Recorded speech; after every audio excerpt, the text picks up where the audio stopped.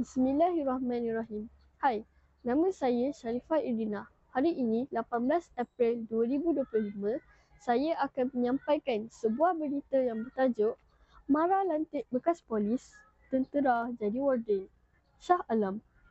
Majlis Amanah Rakyat MARA akan memulakan pengambilan warden sepenuh masa daripada kalangan bekas pegawai tentera dan polis sebagai projek rintis bagi membentuk disiplin pelajar Maktab Rendah Saiz MARA MRSM dan mencapai sasaran sifar buli.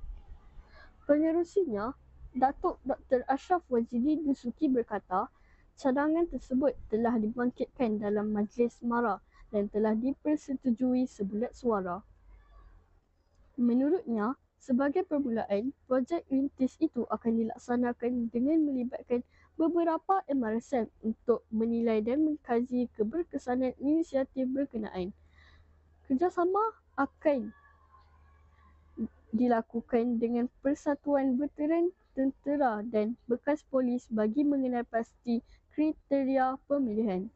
Bahagian pendidikan menengah MARA juga akan menyediakan garis panduan yang jelas berkenaan terma-terma rujukan TOR tanggungjawab dan bidang tugas warden di MRSM, katanya menerusi laman Facebook pada Khamis. Sekian, terima kasih.